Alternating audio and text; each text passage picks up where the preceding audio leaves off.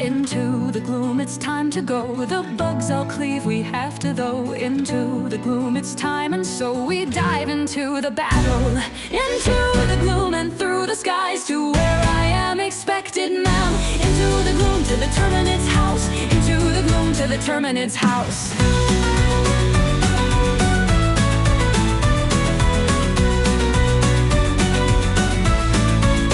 The way is clear, our flames are good. I have no fear, nor no one should.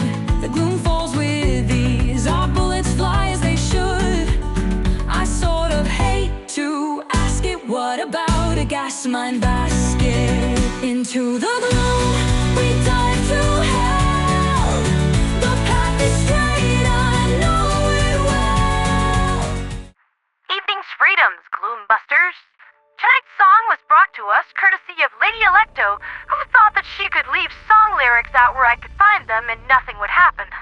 By the time that she realized what I had done, it was already processed through Suno AI, and it came up with this lovely little tune. I know there are those with sour opinions toward AI music, but... Huh? Oh, come on! You gotta admit this is cool! The top news of the hour is that the righteous campaign of superviolence, desperately trying to beat Fori Prime into submission, which has been officially named Operation Gloom Eternal, well, even with 80% of the Helldiver Corps getting as creative as they possibly can on the Terminates, it has not made a single solitary dent. But the sad fact of the matter is, if we're seeing a resistance like this on the outer border planets of the Gloom, then I think it's safe to say that the interior planets have all turned into massive super colonies of at least Meridia level, possibly more. I think we're going to have to kill this planet, Pantera. Darn. But even so, it's only the first day of a new campaign. We knew going into this that conditions were going to be brutally difficult, and the silver lining of all of this is that the sample scavenger hunts and kill quotas are being filled out nicely.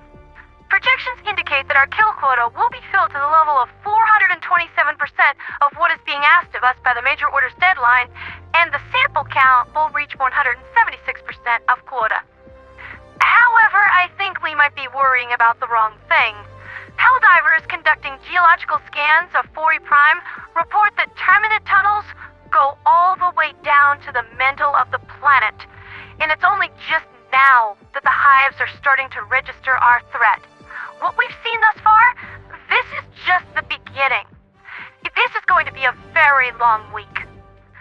I already absolutely hate it here.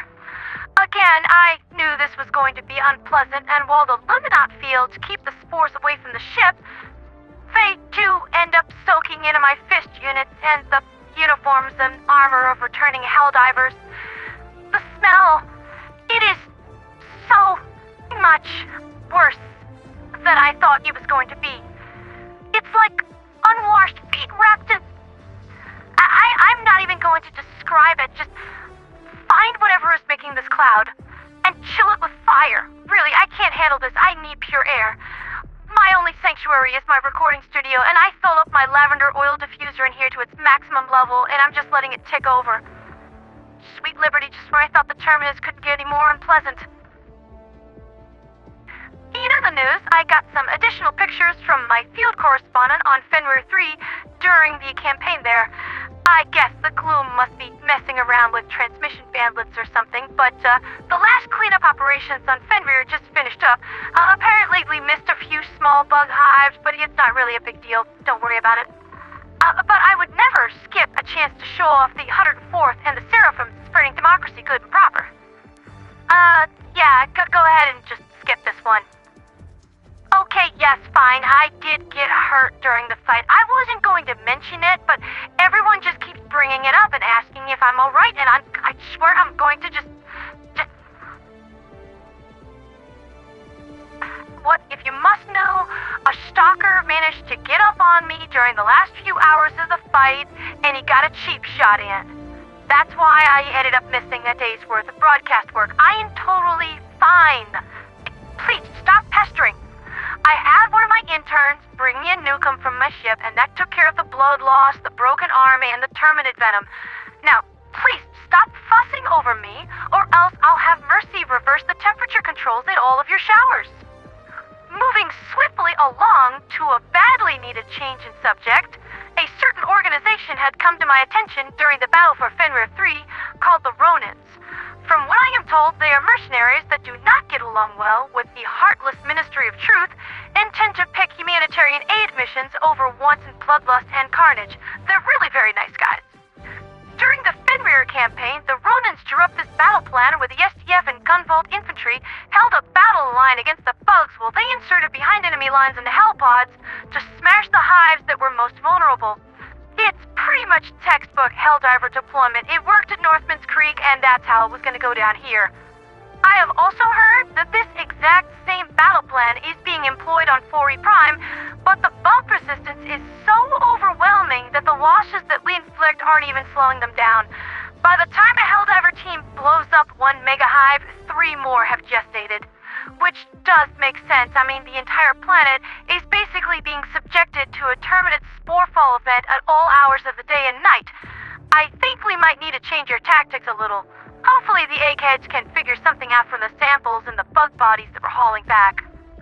Speaking of Fori Prime, the Faith of Genesis Prime has declared exterminatus on the planet and is subjecting it to a full-scale orbital bombardment with everything that they've got. This is doing about as much as you would think. It's like trying to bail out an ocean with a thimble. Even the big 380s just don't have the penetration required to make it past the planetary crust, as they're designed to maximize explosive area of effect rather than subterranean penetration. So really, all these guys are doing is just kicking up an awful lot of dust and dirt and making an absolutely undemocratic mess, but accomplishing little. Sorry guys, it doesn't matter if you say it or declare it. Buggy just didn't get that memo. Now here's something interesting from the business world. The venture company has relocated their corporate HQ to Mars, where the last of their dry dock and shipbuilding facilities remain, and have quietly requisitioned the planet of Pathfinder 5, just 2 jumps north of the ancient red planet, to use as training grounds and headquarters for their new military arm, the Aegis Legion. The venture company has had a difficult week and learned a hard lesson.